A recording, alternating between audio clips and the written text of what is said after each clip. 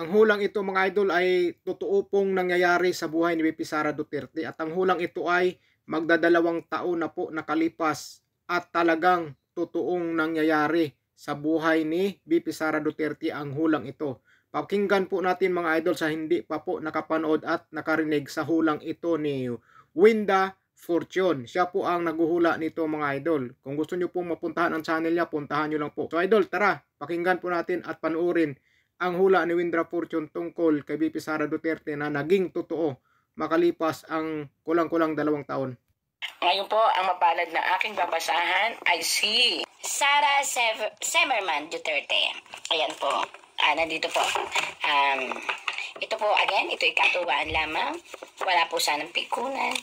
Basta makinig at sana po ay matuwa. Ayan.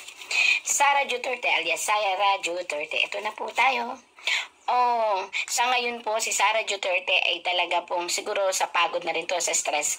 Masasakit po ang mga buong katawan at delikado siya sa sinasabi nating mga trangkaso. Ayan. Sara Duterte, ang dami niyang mga plano. Ang dami niyang mga plano pero ang dami rin niyang mga invader.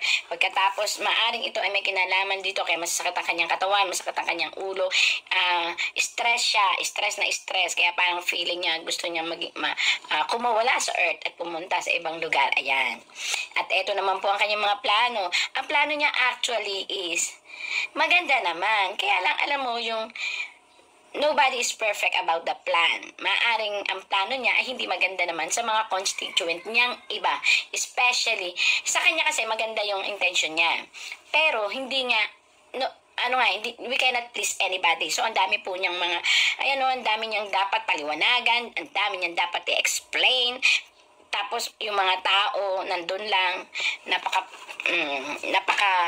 ng buhay niya, hindi niya alam kung saan tama ang mali ang ginagawa niya kasi ang daming pumupuna, ang daming gusto siyang pasukuin or ang daming ipabukas sa kanyang bibig na mali ang kanyang mga ginagawa. Pero Sara Duterte is Sara Duterte. Ang ibig sabihin niya from the name Sara is tough, matapang, survivor. Sa mga pinagdaanan niya sa buhay, siguro itong nangyayari ngayon, parang flavoring lang ng life niya. Ayan. Sara Duterte, born to be a person with a golden spoon sa mouth niya. So, hindi natin siya po pwedeng ikumand ng kung ano ang gusto natin. Sara have her own way.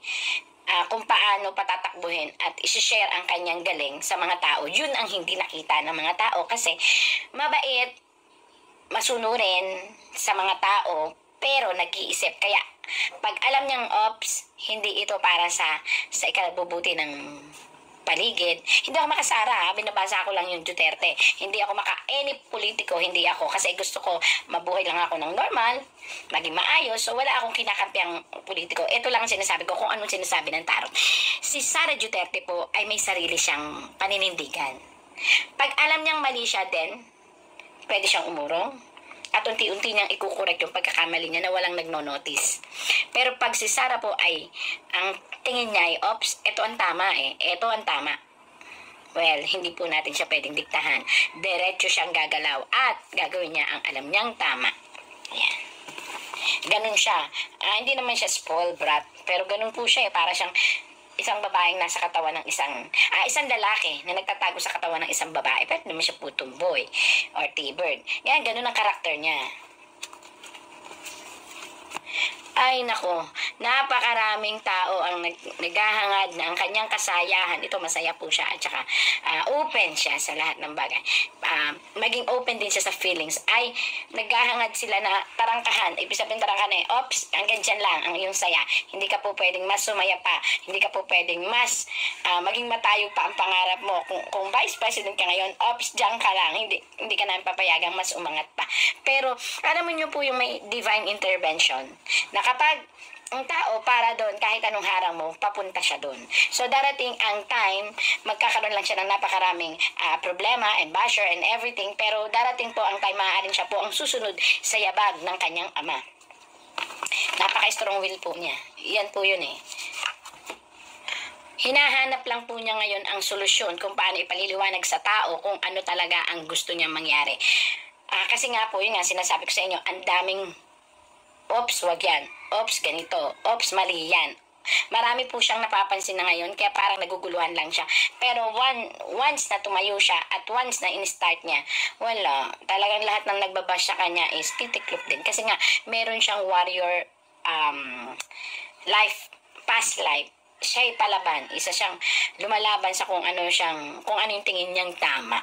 Ayan. Maganda siyang mamumuno. I mean again and again, hindi po ako Maka Sara Duterte. Masasabi ko lang po na binabasa ko ang tarot, maganda po siyang maging pinuno na kahit mismo sarili niyang kapatid ay lalabanan niya kapag alam niyang mali. Ayan. Ayan. Marami ang humahanga sa kanya sa ibang bayan, ibang bansa po ito. Marami ang humahanga pero ayaw naman siyang hayaan ng mga tao na maging popular. Hindi ko alam kung sino yung mga tao niyan pero dalawang tao po yan. Pero sa ngayon po kasi hawak niya ang popularidad kahit pa ho ito ay negative. Ayan.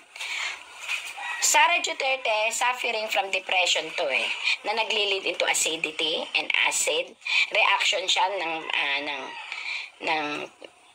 parang something ito sa sikmura. So kinakailangan niya mag-ingat pa rin dahil tao pa rin siya at human body siya. Kahit ang past life niya siya isang warrior, ito ay hindi po pwedeng hindi maapektuhan kasi nga siya ay tao pa rin. Ayan. Wow. 1, 2, 3. Tatlong malalaking proyekto ang balak niya. Hindi ko alam, napakalalaki. Pero I doubt it. Hindi po matutuloy yung tatlong malalaking proyekto ating Sara Duterte. Pero mayroon naman pong ipapalit siyang proyekto na dalawa naman po yun. Kumbaga yung tatlo ikinompress niya. Dalawa ang parating na proyekto niya na yun ang ipupurso niya na matutuloy. Pero yung mga past na project niya na tatlo, hindi ko alam kung ano yun. Which ang daming mga basher at ang daming mga nakikialam, yun ang magkakagulo. Yun ang parang mahihirapan ituloy at magkakagulo at doon siya mako-question. Ito yung, dati pa siguro niya itong naging plano noon. Yan ang tutulig sa end. Kaya kung ako sa kanya, ang sabi na, Baraha, change the plan. Wow. Aiming a new life, magiging makulay ulit. May ang ibig sabihin po nito ay isang ibabash na naman siya. Hindi ko alam kung ano ibabash sa kanya, pero ito ay about naman sa father niya, which hindi na dapat idikit sa kanya, pero since she is a Duterte, ang mga haters ni father niya, maaaring isa sa mga maggagawa ng paraan para siya ay umalis sa pwesto. Yan. But still, matigas nga ang ulo ng ating Vice President. Ang kanyang katigasan ng ulo ay nagre-react sa kanyang personalidad.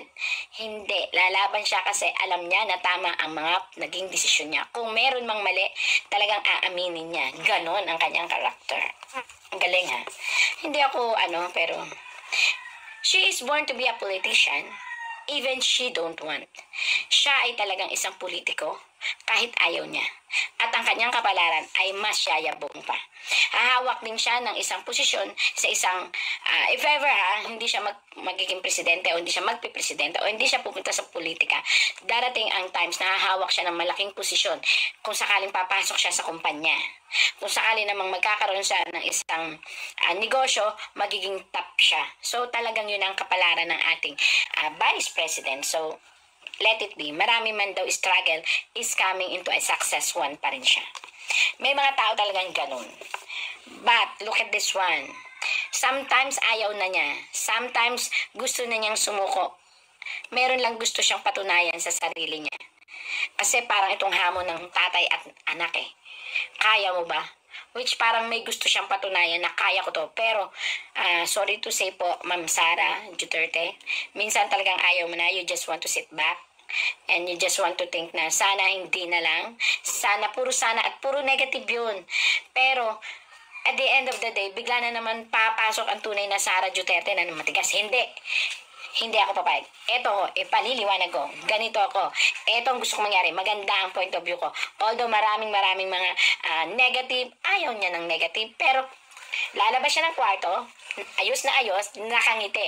Pero in the heart, tatayo siya. Ganon ka-strong ang personality ng ating Vice President. So, yung mga ganyan miscategorized as a warrior.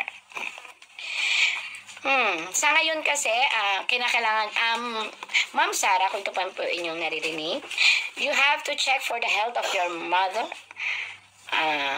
I-check niyo po, I don't know kung bakit po ito dumating. Something negative sa katawan po niya na nagpo-possess. I mean, kung naniniwala kayo sa mga black magic, there is something in the body of your mom. The black magic pero yun po ay cards lang. So, wow! Your father is really a survivor. May mga pagdadaanan siya karamdaman. At kinakailangan lang talagang para siyang may power eh. Alam mo yun? Makainom lang ng water, parang mabubuhay ulit, parang gano'n. Ganyan si Duterte. Para siyang may something sa katawan na ano to kasi powerful.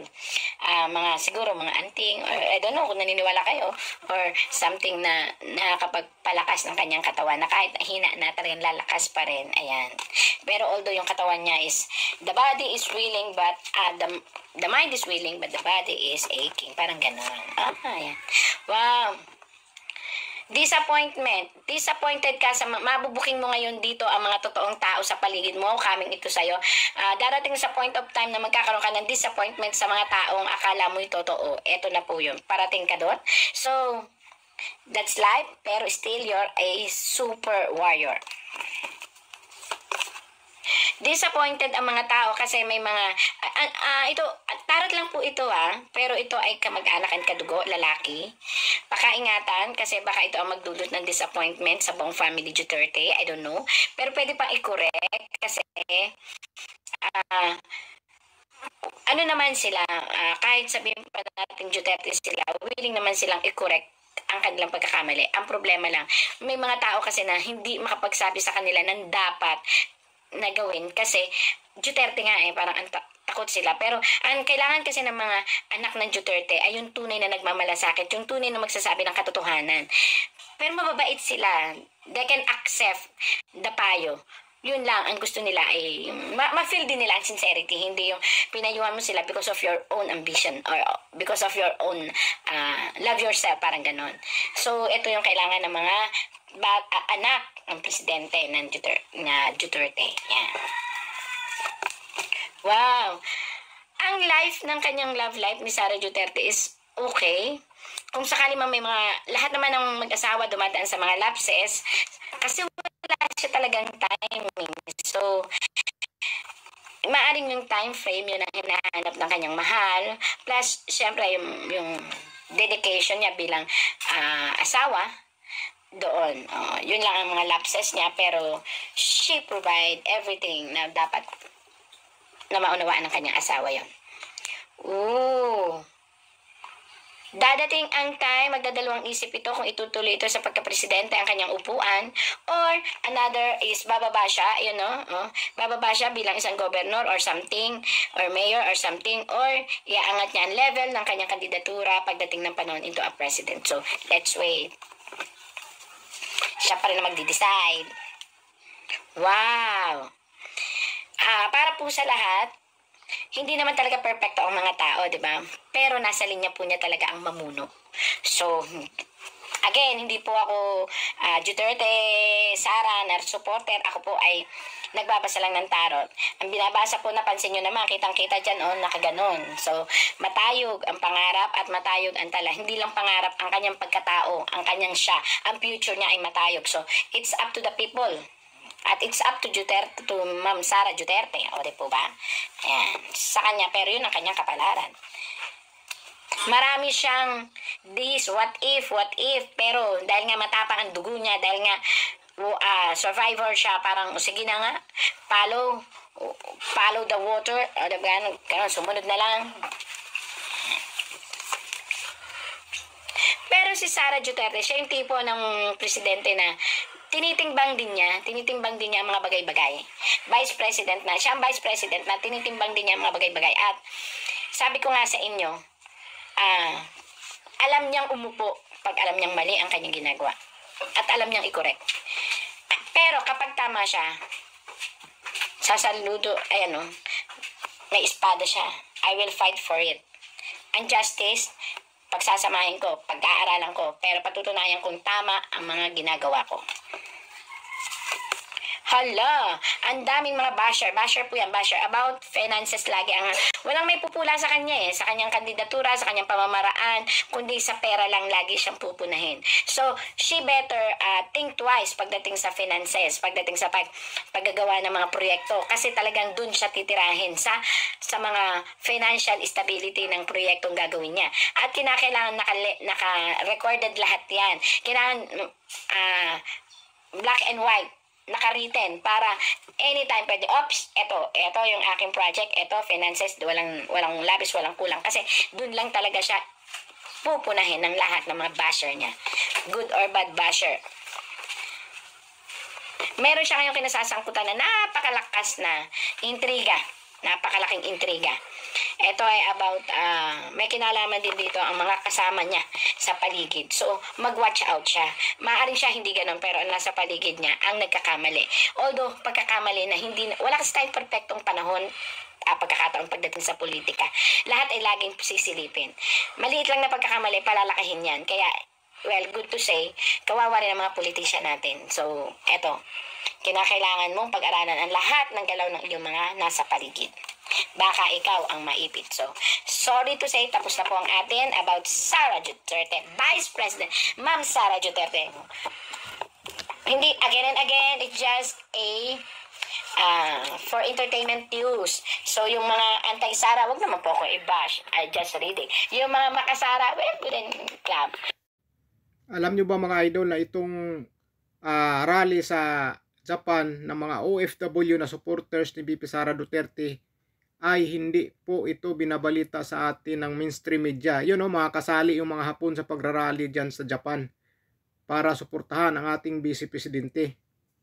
Grabe mga idol, hindi ito pinapakita sa mainstream media. Ayaw nila makita ng taong bayan na maraming sumuporta kay VP Sara Duterte, lalong-lalo na po ang mga OFW. Karamihan po OFW ay Duterte po ang sinusuportahan dahil napakalaking tulong po si Pangulong Duterte sa kanila, lalong-lalo na po yung kanilang mga passport na dating kung ilang taon lang, ngayon ay 10 years na po. At talagang mahal po ni Pangulong Rodrigo Duterte ang ating mga OFW. Ayaw niya po na inaapi ang mga OFW sa ibang bansa dahil handa pong ipaglaban ni Pangulong Rodrigo Duterte. Alam naman po natin yung nangyari sa isang babae na gusto nilang bitayin at hindi po nabitay dahil po kay Pangulong Rodrigo Duterte at ipaglaban po niya.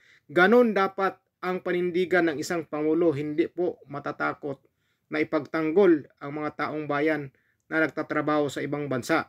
So ganon lang mga idol, kaya kung bago lang kayo sa channel ko, sana kalimutan mag-subscribe mga idol at paki-like ng video para dumami po tayo dito mga idol sa channel ko. Solid po tayo mga idol. Ingat po kayo. God bless po sa inyo mga idol.